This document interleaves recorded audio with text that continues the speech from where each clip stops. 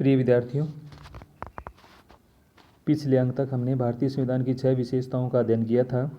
आज के इस अंक में हम उसके आगे से अध्ययन कर रहे हैं। राज्य के नीति निर्देशक तत्व हमने आयरलैंड के संविधान से प्रेरित होकर हमारे संविधान में जोड़े हैं। इनका वर्णन हमारे संविधान के भाग 4 में अनुच्छेद 36 से 51 में किया गया है। अर्थात अनुच्छेद 36 से 51 जो अनुच्छेद हैं वो नीति निर्देशक तत्वों से संबंधित हैं। निर्देशक तत्व क्या है? ये भविष्य में बनने वाली सरकारों के समक्ष पथ प्रदर्शक की भूमिका निभाने वाले तत्व होते हैं। अर्थात सरकार जन कल्याणकारी कार्यों के लिए इन तत्वों की सहायता से ये कार्य करती है। ये एक महत्वपूर्ण बिंदु है। ये न्यायालय में वाद योग्य नहीं है। ये बिंदु मूल अधिकारों से इनकी तुलना करता है। मूल अधिकार वाद योग्य है, अर्थात इनका अतिक्रमण होने पर हम न्यायपालिका की शरण ले सकते हैं अधिकारों की सुरक्षा के लिए, जबकि नीति निर्देशक तत्वों के लिए हम न्यायपालिका की शरण नहीं ले सकते। लोक कल्याणकारी राज्य के लिए आवश्यक होने के कारण सरकार इनकी उपेक्षा भी नहीं कर सकती। अर्थात सरकार इनकी मदद से जन कल्याणकारी कार्य करती है, लेकिन इनके क्रियान्वयन के लिए हम सरकार को बाध्य भी नहीं कर सकते। अगली विशेषता है समाजवादी राज्य। 42वें संविधान संशोधन 1976 द्वारा प्रस्तावना में समाजवाद शब्द जोड़ा गया है। 42वें संविधान संशोधन से हमने समाजवाद शब्द जोड़ा है। अगली विशेषता है वयस्क मताधिकार। देश के संविधान में 18 वर्ष की आयु प्राप्त प्रत्येक व्यक्ति को वोट देने का अधिकार दिया गया है। तो ये प्रश्न कई बार पूछते हैं कि वयस्क मताधिकार से क्या तात्पर्य है। तो आप बताइए कि 18 वर्ष की आयु प्राप्त प्रत्येक व्यक्ति द्वारा वोट देने का अधिकार वयस्क मताधिकार कहलाता है। तो 18 वर्ष और उससे ऊपर की आयु वाले व्यक्ति वोट देने की अधिकारिता रखते हैं। 61वें संविधान संशोधन द्वारा मताधिकार की आयु सीमा 21 से घटाकर 18 कर दी है। मूल संविधान में जब संविधान बना था तो वोट देने का की जो आयु थी वो 21 वर्ष थी। तो 61वें संविधान संशोधन 1989 के द्वारा 21 से घटाकर 18 कर दी गई है। अगली विशेषता है पंथ निरपेक्ष राज्य। इसके अनुसार राज्य का कोई भी आधिकारिक धर्म नहीं है, अर्थात राज्य धर्म के आधार पर कोई भेदभाव नहीं करता है। धर्म के आधार पर किसी भी नागरिक से भेदभाव नहीं किया जाता है। उसूली फासले का सिद्धांत। उसूली फासले का सिद्धांत डॉक्टर राजीव भार्गव ने दिया था। संविधान राज्य को अधिकृत करता है कि वह धर्म से जुड़ी कुरीतियों का निराकरण करने के लिए धार्मिक मामलों में मूल्य आधारित हस्तक्षेप करें। अर्थात संविधान में ये उपबंध है कि अगर किसी भी धर्म में कोई कुरीतियां हैं, बुराइयां हैं और वो जन विरोधी हैं, तो उसके लिए राज्य उन कुरीतियों को दूर करने के लिए उनमें हस्तक्षेप कर सकता है। डॉक्टर राजीव भार्गव ने इसे धर्मनिरपेक्षता का उसूली फासले का सिद्धांत कहा है। अर्थात राज्य सिर्फ धर्म से जुड़ी कुरीतियों का निराकरण करने के लिए उसमें हस्तक्षेप कर सकता है, बाकी अन्य किसी भी नागरिक के धर्म से भेदभाव नहीं कर सकता। भारत में किसी भी व्यक्ति को किसी भी धर्म को अपनाने का, उसकी उपासना करने का अधिकार है।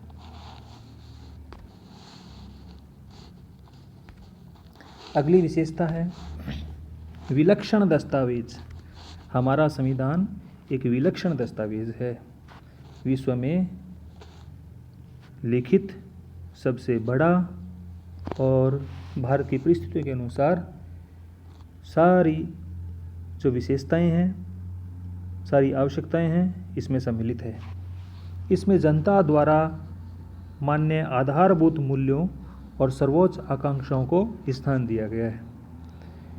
यही कारण है कि दक्षिण अफ्रीका ने हमारे संविधान को अपना संविधान बनाने के लिए मॉडल के रूप में काम में लिया है। अगली विशेषता है एकात्मक व संघात्मक तत्वों का अद्भुत संयोग। हमारे संविधान में एकात्मक और संघात्मक दोनों तत्वों को स्थान दिया गया है। संविधान में संघ शब्द के स्थान पर यूनियन ऑफ स्टेट्स, जो कि अनुच्छेद 1 में उल्लेखित है, उसका प्रयोग किया गया है। यूनियन ऑफ स्टेट अर्थात भारत राज्यों का संघ होगा। संविधान में केंद्र सरकार को अधिक शक्तियां प्रदान की गई है। इसका कारण क्या है? भारत की एकता, सुरक्षा, संप्रभुता को बनाए रखने के लिए ये ज़रूरी है कि केंद्र जो सरकार है, संघ सरकार है, उसको अधिक शक्तियां दी जानी आवश्यक है। लेकिन इसके साथ साथ हमारे संविधान में राज्यों को भी स्वायत्तता दी गई है और समवर्ती सूची और राज्य सूची में उनको कानून बनाने का अधिकार दिया गया है। संविधान, एक प्रश्न कई बार पूछा जाता है कि संविधान के निम्नलिखित प्रावधान जो हैं वो केंद्र को राज्यों से अधिक शक्तिशाली बनाते हैं। प्रश्न पूछते हैं कई बार कि ऐसे कौन से प्रावधान हैं जो केंद्र को राज्यों से अधिक शक्तिशाली बनाते हैं। तो पहला प्रावधान है, पहला ऐसा बिंदु है, अति महत्वपूर्ण विषयों को संघ सूची में स्थान दिया गया है। जो महत्वपूर्ण विषय हैं, रक्षा, विदेश नीति, वित्त, इस प्रकार के जो महत्वपूर्ण विषय हैं वो केंद्र सरकार को दिए गए हैं। केंद्र सरकार संघ सूची से कानून बना सकती है। दूसरा बिंदु है, समवर्ती सूची में केंद्र के निर्णय को प्राथमिकता दी गई है। अर्थात समवर्ती सूची में केंद्र सरकार और राज्य सरकार दोनों कानून बना सकती है, लेकिन अगर एक ही समय पर एक ही विषय पर कानून दोनों सरकारों द्वारा बनाया जाता है, केंद्र और राज्यों द्वारा, और दोनों में अगर टकराव होता है तो टकराव या विवाद की स्थिति में केंद्र सरकार का कानून मान्य होगा। तीसरा बिंदु, अवशिष्ट शक्तियां केंद्र के पास यानी केंद्र को दी गई है। संघ सूची, समवर्ती सूची, राज्य सूची, इनके अलावा जो विषय बचे हुए हैं वो अवशिष्ट विषय हैं, अवशिष्ट शक्तियां हैं, उनको केंद्र सरकार को दिया गया है, अर्थात केंद्र सरकार उनमें कानून बना सकती है। चौथा बिंदु है, आपातकाल में केंद्र का राज्यों पर नियंत्रण। जब अनुच्छेद 352, 356, 360 लगाया जाता है, इनमें से कोई भी राष्ट्रपति के द्वारा, तो केंद्र सरकार का राज्यों पर नियंत्रण हो जाता है उस स्थिति में। पांचवा बिंदु है, इकहरी नागरिकता। पूरे भारत में एक ही प्रकार की नागरिकता का वर्णन संविधान में किया गया है, अर्थात राज्यों को अलग से कोई नागरिकता नहीं दी गई है। तो इस आधार पर भी केंद्र राज्यों से अधिक मजबूत है। अखिल भारतीय सेवाएं, अखिल भारतीय सेवाएं जो सिविल सर्विसेज हैं, IAS, IRS जैसी सर्विस सेवाएं, उनको सृजन करने का अधिकार केंद्र सरकार को दिया गया है, केंद्र को दिया गया है। अर्थात व्यवस्थापिका का जो सदन है राज्यसभा, उसके द्वारा ही इनकी भर्तियां और सृजन किया जाता है। नई सेवाओं का सृजन करना है, तो इस आधार पर भी मजबूत। अगला बिंदु है, संसद को राज्यों के पुनर्गठन का अधिकार। संसद केंद्र व्यवस्थापिका राज्यों के पुनर्गठन का अधिकार रखती है। एक राज्य से दो राज्य बनाने हों या दो राज्यों को मिला करके एक राज्य का निर्माण करना हो, राज्यों की सीमाओं में परिवर्तन करना हो, नए राज्य का गठन करना हो, ये अधिकार केंद्र सरकार को है। इस स्थिति में केंद्र सरकार राज्यों से अधिक शक्तिशाली है। अगला बिंदु है, राष्ट्रपति द्वारा राज्यपालों की नियुक्ति। राष्ट्रपति ही राज्यों में राज्यपालों की नियुक्ति करता है और राष्ट्रपति गृह मंत्रालय की सिफारिशों के आधार पर नियुक्ति करता है। इस प्रकार केंद्र सरकार अधिक शक्तिशाली है। अगला बिंदु है, राज्यों की केंद्र पर आर्थिक निर्भरता। राज्य सरकारें वित्तीय सहायता के लिए केंद्र सरकार पर निर्भर करती है, इसलिए केंद्र अधिक मजबूत है। तो ये मुख्य प्रश्न है। अगली विशेषता है इकहरी नागरिकता। भारत में संघात्मक शासन होने के बावजूद संविधान द्वारा पूरे भारत के लिए एक ही नागरिकता का प्रावधान किया गया है। इकहरी नागरिकता में क्या होना चाहिए था? इकहरी नागरिकता में मतलब संघात्मक शासन है भारत में, तो संघात्मक शासन के हिसाब से दोहरी नागरिकता होनी चाहिए थी, लेकिन हमने हमारे देश की एकता, प्रभुता और सुरक्षा के लिए इकहरी नागरिकता का प्रावधान रखा है। राज्यों को अलग से नागरिकता नहीं दी गई है, क्योंकि इसमें लिखा हुआ है क्योंकि दोहरी नागरिकता भारत की एकता में बाधक है। इस कारण राज्यों को अलग से नागरिकता प्रदान नहीं की गई है। स्वतंत्र न्यायपालिका, न्यायिक पुनरावलोकन। तो हमारी न्यायपालिका को स्वतंत्र रखा गया है।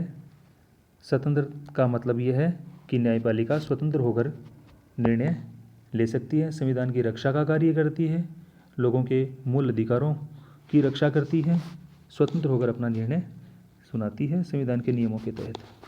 न्यायिक पुनरावलोकन, न्यायिक पुनरावलोकन क्या है? ये महत्वपूर्ण प्रश्न है।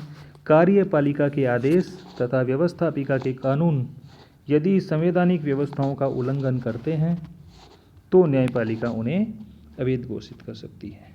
अर्थात कार्यपालिका कोई आदेश, कोई कानून बनाती है, व्यवस्थापिका कोई कानून बनाती है, कार्यपालिका कोई आदेश जारी करती है और वो आदेश और कानून हमारे संविधान के खिलाफ हैं, संविधान का अतिक्रमण करते हैं, उल्लंघन करते हैं, तो न्यायपालिका इनको अवैध घोषित कर सकती है, रद्द कर सकती है। कार्य, न्यायपालिका के क्या कार्य हैं? संविधान की सर्वोच्चता को बनाए रखना।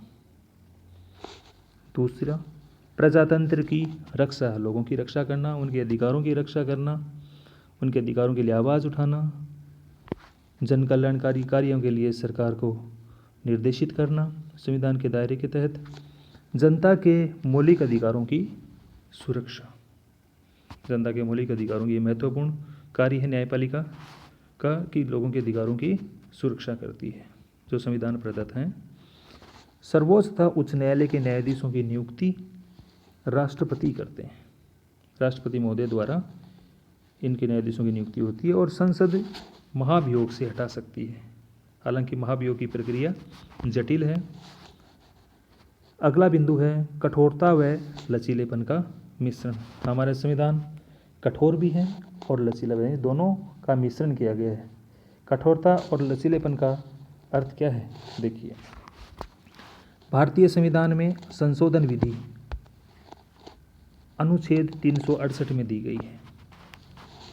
कठोरता का जो समावेश किया हमने वो संयुक्त राज्य अमेरिका से लिया है के संविधान से, और लचीलेपन का जो प्रावधान है वो हमने ब्रिटेन के संविधान से लिया है।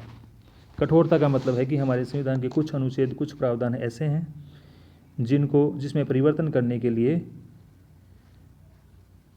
एक अलग विशेष विधि है के द्वारा संशोधन करना पड़ता है, यानी जटिल है।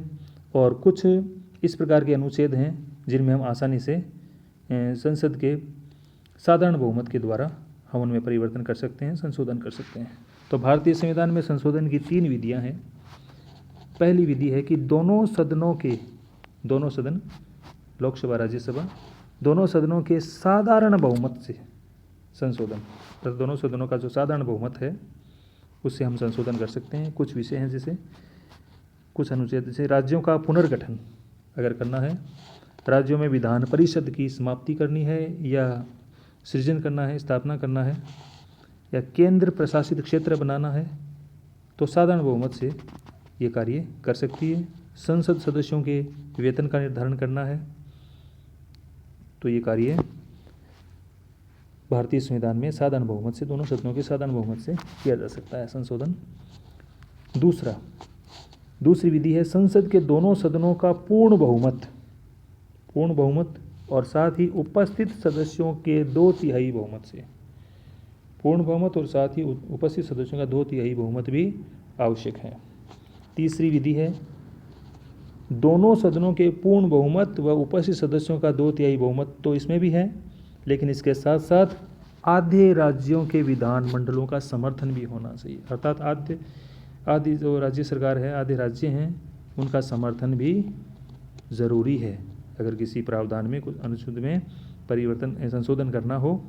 जैसे राष्ट्रपति का निर्वाचन की पद्धति, इसमें अगर हमें संशोधन करना हो तो दोनों सदनों का पूर्ण बहुमत और उपस्थित सदस्य हैं सदन में, उनका 2/3 बहुमत होना ज़रूरी है, उपस्थित होना ज़रूरी है। 2/3 बहुमत उस प्रस्ताव के पक्ष में होना ज़रूरी है और साथ ही आधे राज्यों के विधानमंडलों का समर्थन भी ज़रूरी है। और अगला जैसे उदाहरण है केंद्र और राज्यों के बीच शक्ति विभाजन, जैसे संघ सूची, समवर्ती सूची, राज्य सूची का कानून जो विषय हैं वो दूसरे सूची में उनको निर्धारित कर स्थानांतरित करना, ये कार्य भी इस विधि के अंतर्गत आता है। अर्थात इसमें भी दोनों सदनों में पूर्ण बहुमत उपस्थित सदस्यों के 2/3